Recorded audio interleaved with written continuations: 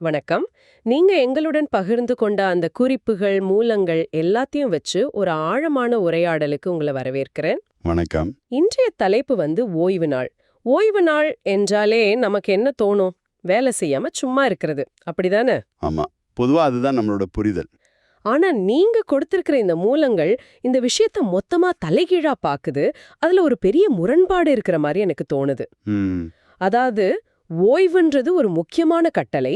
ஆனா இயேசுவும் சரி, தேவாலய குருக்களும் சரி, ஓய்வு நாள்ல தொடர்ந்து வேலை செய்யற மாதிரி தெரியுது. இந்த முரண்பாட்டை விடுவிச்சு ஓய்வு நாளோட உண்மையான அர்த்தம் என்னன்னு கண்டுபிடிக்கிறதா நம்ம நோக்கம். ஆமா. இது ஒரு மிக முக்கியமான புதிர். ஓய்வு நாள்னா வெறுமனே ஓய்வெடுப்பது மட்டுமல்ல, அதுக்கு மேல ரொம்ப ஆழமான அர்த்தம் இருக்குன்னு தான் இந்த மூலங்கள் சொல்லுது. சரி, அப்படியானால் முதல் விஷயத்திலிருந்தே ஆரம்பிக்கலாம். இந்த மூலங்களோட மிக முக்கியமான, அதே சமயம் ரொம்ப ஆச்சரியமான கருத்து என்னன்னா, ஓய்வு நாளுக்கும் சாத்தானை நியாயம் தீர்ப்பதற்கும் ஒரு தொடர்பு இருக்குங்கிறது தான். ஆமா. இத கேட்ட உடனே எனக்கு கொஞ்சம் குழப்பமா இருந்துச்சு. ஓய்வா இருக்கிறதுக்கும் சாத்தானோட நியாய தீர்ப்புக்கும் என்ன சம்பந்தம் இருக்க முடியும்? இதுதான் விஷயத்தோட மையப்புள்ளி. இந்த மூலங்களின்படி உண்மையான ஓய்வு தீமை தோற்கடிக்கப்பட்ட பிறகுதான் சாத்தியம். ஓ, இதை இப்படி பார்க்கலாம். தேவன் 6 நாள்ல உலகத்தை படைச்சு 7வது நாள்ல ஓய்ந்திருந்தார். அந்த 7வது நாள் படைப்பு வேலையெல்லாம் முடிஞ்சு எல்லாம் பூரணமா இருந்த ஒரு நிலைய குறிக்குது. சரி. அதே தர்க்கத்தை மனிதகுல வரலாற்றிலையும் இந்த மூலங்கள் பொறுத்துது. அதாவது படைப்போடு 7 நாட்களை போல மனித குலத்துக்கும் ஒரு காலக்கணக்கு இருக்குன்னு சொல்றீங்களா? சரியா சொன்னீங்க. இந்த மூலங்கள் மனித வரலாறு 6000 ஆண்டுகள் கொண்டதுன்னும், அந்த 6வது 1000 வருஷத்தோட கடைசியில சாத்தான் நியாயம் தீர்க்கப்படுவான்னு சொல்லுது. அதுக்கப்புறம் வர்ற 7வது 1000 ஆண்டு தான் 1000 வருட அரசாட்சின்னு சொல்லப்படுற உண்மையான அமைதி மற்றும் ஓய்வோட காலம். இந்த எதிர்கால ஓய்வோட ஒரு சின்னம்தான் ஓய்வு நாள். ஒரு நிமிஷம். 1000 வருட அரசாட்சின்ற வார்த்தைய கொஞ்சம் விளக்குவோம். இத கேக்குற உங்களுக்கு இது வெளிப்படுத்தின விசேஷம் புத்தகத்துல வர்ற ஒரு குறிப்பிட்ட இறையியல் கருத்து. ஆமா. அதாவது இயேசுவோட 2ஆம் வருகைக்கு பிறகு இந்த பூமியில 1000 வருஷத்துக்கு சமாதானமும் நீதியும் நிறைந்த ஒரு ஆட்சி நடக்கும்ன்ற ஒரு நம்பிக்கை. இந்த முழு விவாதமும் இந்த நம்பிக்கைய அடிப்படையா வச்சதுதான். அப்படிதானே? ஆம். அதனால நீங்க ஓய்வு நாளை கடைபிடிக்கும் போது முன்னாடி தேவன் ஓய்வெடுத்தார்னு மட்டும் நினைக்கல.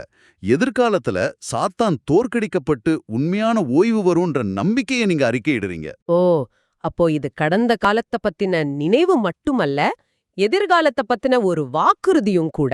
அதுதான். அப்படியானால் ஓய்வு நாளுங்கிறது ஒரு செயலற்ற நிலை இல்ல. அது ஒரு நம்பிக்கையோட செயல்பாடு. இதுவே ஒரு பெரிய பார்வை மாற்றம். ஆனா இது அடுத்த குழப்பத்துக்கு வழிவகுக்குது. மத்தேயு 12ல இயேசு சொல்ற மாதிரி தேவாலயத்துல குருக்கள் ஓய்வு நாள்ல வேலை செஞ்சுக்கிட்டே இருந்தாங்க. சட்டம் எந்த வேலையும் செய்யாதேன்னு தெளிவா சொல்லுது. அப்புறம் குருக்களுக்கு மட்டும் எப்படி இந்த விதிவிலக்கு? இது சட்டத்தை மீறின மாதிரி இல்லையா? இதுதான் அந்த புதிரோட அடுத்த கட்டம். வெளியே இருந்து பாக்குறதுக்கு குருக்கள் மிருகங்களை வெட்டி பலி செலுத்தி வேலை செய்யற மாதிரி தான் தெரியும். ஆமா. ஆனா இந்த மூலங்களின்படி அந்த செயலுக்கு ஒரு அடையாள அர்த்தம் இருக்கு. தேவாலயத்தோட முற்றத்துல மிருகங்கள் பலியிடப்படுறது பாதாளத்துல சாத்தான் நெருப்பால் அழிக்கப்படுறத குறிக்குது. ஓ, அப்படியானால் அவங்க செய்யற வேலை உண்மையான ஓய்வை உருவாக்குறதுக்கான ஒரு வேலை. அது வெறும் உலக பிரகாரமான வேலை இல்ல, அது ஒரு ஆன்மீக போர். அப்படிதானே? மிகச்சரியா சொன்னீங்க. அவங்க ஓய்வு நாளை மீறல, அவங்க ஓய்வு நாளோட நோக்கத்தையே நிறைவேற்றுறாங்க. எந்த வேலையும் செய்யாம இருக்கிறது ஓய்வு இல்ல. சாத்தானோட கிரியைகளை அழிச்சு தெய்வீக அமைதியை நிலைநாட்டுறதுக்கான வேலை தான் உண்மையான ஓய்வு நாளோட வேலை. அதனாலதான் தேவாலயத்துக்குள்ள செய்யப்படுற வேலை பாவம்னு கருதப்படல. இது விஷயத்தை இன்னும் சுவாரஸ்யமாக்குது. வேலையோட தன்மையை விட அதோட நோக்கமோ அது செய்யப்படுற இடமும் தான் முக்கியம்னு சொல்றீங்க. ஆமா. இதுதான் நீங்க கொடுத்த மூலங்கள்ல இருக்கிற அடுத்த படிநிலைக்கு நம்மள கூட்டிட்டு போகுது. அதாவது தேவாலயம் ஓய்வு நாளை விட பெரியது. இயேசு தேவாலயத்தை விட பெரியவர். இந்த வரிசையை எப்படி புரிஞ்சுக்கிறது? ஒரு கட்டடம் எப்படி ஒரு பரிசுத்த நாளை விட பெருசா இருக்க முடியும்? நல்ல கேள்வி. தேவாலயத்துக்குள்ள சாத்தான அழிக்கிற அடையாளமான பலிகள் தொடர்ந்து செலுத்தப்படுது. சரி. அதனால தேவாலயத்துக்குள்ள இருக்கிறது எப்போதுமே ஓய்வு நாள் தான். அங்கே ஓய்வு நாளோட நோக்கம் 24/7 நிறைவேற்றப்படுது. அதனால தேவாலயம் ஒரு குறிப்பிட்ட நாளை விட பெரியது. ஏன்னா அந்த இடமே ஓய்வு நாளோட தத்துவத்தை வாழ்ந்துகிட்டு இருக்கு. சரி, தேவாலயம் ஓய்வு நாளை விட பெரியதுங்கிறது புரிஞ்சுக்க முடியுது. ஆனா இயேசு தேவாலயத்தை விட பெரியவர்னு சொல்றது அதை கேட்ட மக்களுக்கு பெரிய அதிர்ச்சியா இருந்திருக்குமே. நிச்சயமா. அது கிட்டத்தட்ட ஒரு தெய்வ நிந்தனை மாதிரி தோணிக்குது. அந்த கருத்தோட பின்னணி என்ன? ஒரு தேவாலயம் ஏன் பரிசுத்தமா இருக்கு? அங்கு கடவுள் இருக்காருன்னு சொல்றதுனால. கரெக்ட். அங்க தேவனுடைய பிரசன்னம் இருக்கிறதுனால தான் அந்த கட்டிடத்தோட கல்லும் மண்ணும் பரிசுத்தமானது இல்ல. தேவன் அங்கே வாசம் செய்யறதால அது பரிசுத்த ஸ்தலம். இப்ப யோசிச்சு பாருங்க, அந்த தேவனே மனிதனா இயேசுவோட உருவத்துல பூமிக்கு வந்தா என்னாகும்? ஓ, அப்படியானால் தேவனோட நடமாடும் பிரசன்னமா இயேசுவே இருக்கார். அதனால அவர் எங்க இருக்காரோ அதுவே தேவாலயம். அவரோட உடம்பே உண்மையான கோயில். இதுதான் அந்த மூலங்கள் சொல்ல வர விஷயமா? அதுதான். அதனாலதான் இயேசு தைரியமா நான் தேவாலயத்தை பார்க்கிலும் பெரியவன்னு சொல்றாரு. அவர் ஒரு கட்டடத்தை பத்தி பேசல. அவர் தேவ பிரசன்னத்தை பத்தி பேசுறாரு. அவரே அந்த பிரசன்னத்தோட முழுமையான வடிவம். இது நம்ம அடுத்த கட்டத்துக்கு போக உதவுது. இயேசு ஓய்வு நாள்ல நோயாளிகளை குணப்படுத்தினது பெரிய விவாதமா இருந்ததே. ஆமா. பரிசேயர்கள் அத வேலைன்னு சொல்லி சட்டத்தை மீற குற்றம் சாட்டினாங்க. ஆனா நீங்க விளக்குன தர்க்கத்தின்படி பார்த்தா இயேசுவோட செயல்களுக்கு வேற அர்த்தம் வருதே. ஆம், முற்றிலும் வேற அர்த்தம் வருது. உதாரணமா 18 வருஷமா ஒரு பெண்ணை சாத்தான் ஒரு நோயால கட்டி வச்சிருந்தான். இயேசு அவளை ஓய்வு நாள்ல குணப்படுத்தினப்போ விமர்சிச்சவங்கள பார்த்து சாத்தானுடைய இந்த கட்டிலிருந்து இவளை விடுவிக்கிறது நியாயம் இல்லையான்னு கேட்கிறாரு. அவர் செய்யறது வெறும் மருத்துவ உதவி இல்ல, அது ஒரு விடுதலை போர். சாத்தானோட பிடியிலிருந்து ஒருத்தரை விடுவிக்கிறது தான் ஓய்வு நாளோட மிக உயர்ந்த செயல்பாடு. யோவான் 5:17 என் பிதா இதுவரைக்கும் வேலை செய்து வருகிறார், நானும் வேலை செய்து வருகிறேன்னு இயேசு சொல்றதையும் இதோட இணைச்சு பார்க்கலாமா? நிச்சயமா. படைப்புகள் எல்லாம் சாத்தானோட அடிமைத்தனத்திலிருந்து முழுமையா விடுதலை ஆகிற வரைக்கும் தேவனுடைய மீட்பின் வேலை நடந்துகிட்டே இருக்கு. அந்த வேலையை தான் இயேசு செய்றார். அப்போ அதனால அவர் நோய்களை குணப்படுத்துறதும் தீய சக்திகளை விரட்டுறதும் சட்டத்தை மீற செயல்கள் இல்ல, அவை சட்டத்தோட உண்மையான நோக்கத்தை நிறைவேற்ற செயல்கள். சரி, இது இயேசுவோட காலத்துல நடந்த விஷயங்கள். இந்த ஆழமான இறையியல் கருத்துக்களை இன்னைக்கு வாழ்ற ஒரு தனிப்பட்ட விசுவாசியோட வாழ்க்கையில எப்படி பொறுத்துறது? நீங்க கொடுத்த குறிப்புகள்ல பரிசுத்த ஆவியானவரை பத்தி ஒரு குறிப்பு வருதே. இங்கதான் இந்த விஷயம் ஒவ்வொரு தனிப்பட்ட நபருக்கும் ரொம்ப நெருக்கமா வருது. இயேசுவோட உடம்பு எப்படி ஒரு நடமாடும் தேவாலயமா இருந்துச்சோ, அதே போல ஒரு விசுவாசிக்குள்ள பரிசுத்த ஆவியானவர் வாசம் செய்யும் பொழுது அந்த விசுவாசியோட உடம்பும் தேவனுடைய ஆலயமா மாறுது. ஒரு நிமிஷம். அப்படியானால் ஒவ்வொரு விசுவாசியோட உடலும் ஒரு தேவாலயமா மாறிடுது. அங்கே ஓய்வு நாளோட வேலை, அதாவது சாத்தானோட கிரியைகளை எதிர்க்கிற வேலை தினசரி நடக்கணும்னு சொல்றீங்களா? ஆமா. இது ஒரு புரட்சிகரமான கருத்து. இது ஓய்வு நாள ஒரு வாராந்திர சடங்குல இருந்து ஒரு தினசரி உள்ளான வாழ்க்கை முறையா மாத்துதே. அதுதான் இதோட உச்சக்கட்ட புரிதல். பரிசுத்த ஆவியானவர் நமக்குள்ள வரும்போது அந்த 7வது 1000 வருஷத்துல கிடைக்க போற முழுமையான ஓய்வோட ஒரு சின்ன அனுபவம் இப்பவே நமக்கு கிடைக்க தொடங்குது. பரிசுத்த ஆவியோட துணையோட நாம நம்மளோட மாம்ச இச்சைகளையும் தீய எண்ணங்களையும் வெல்லும்போது நாம ஒவ்வொரு நாளும் ஓய்வு நாளை கடைபிடிக்கிறோம்.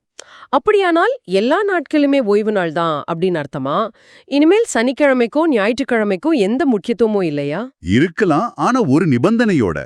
யார் ஒருத்தர் தினமும் பரிசுத்த ஆவியானவருக்கு கீழ்ப்படிஞ்சு இந்த ஆன்மீக போர்ல ஈடுபட்டு உண்மையான ஓய்வு அனுபவிக்கிறாரோ அவருக்கு எல்லா நாளும் ஓய்வு நாள் தான்.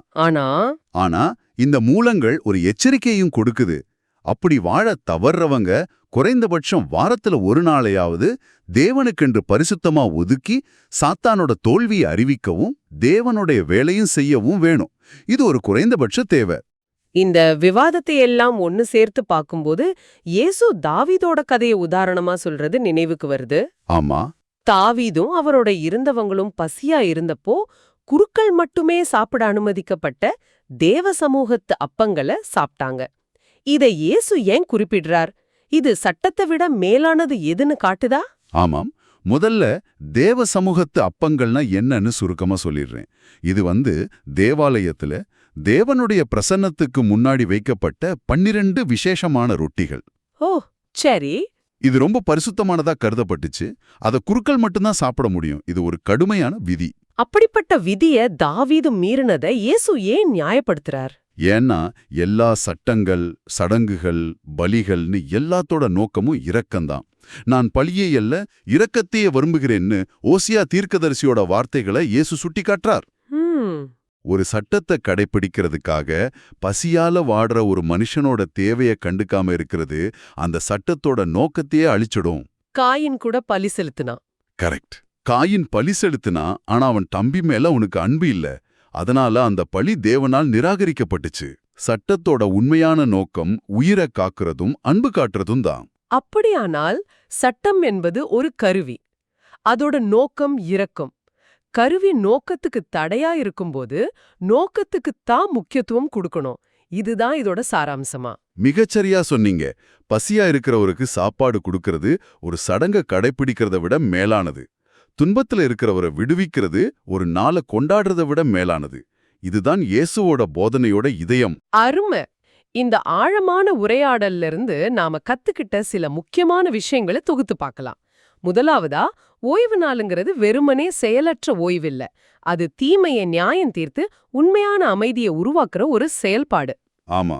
ரெண்டாவதா, இயேசுவே அந்த உண்மையான ஓய்வோட உருவகம். அவரோட செயல்கள் சட்டத்தை மீறல, அதோட நோக்கத்தை நிறைவேத்துச்சு.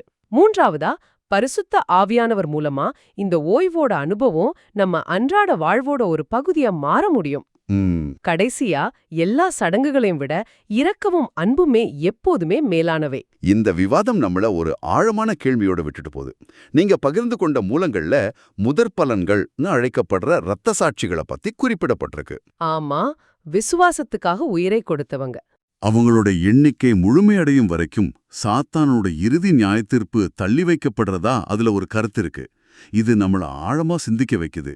இந்த முழு பிரபஞ்சத்தோட இறுதி மற்றும் முழுமையான ஓய்வு என்பது வரலாறு முழுக்க வாழ்ந்த தனிப்பட்ட மனிதர்களோட நம்பிக்கை மற்றும் தியாகத்தோட எப்படி இணைக்கப்பட்டிருக்கு. ஒரு தனி மனிதனோட செயல்களுக்கும் பிரபஞ்சத்தோட மீட்புக்கும் இடையே உள்ள தொடர்பு தான் என்ன? இத பத்தி நீங்க தொடர்ந்து சிந்திக்கலாம்.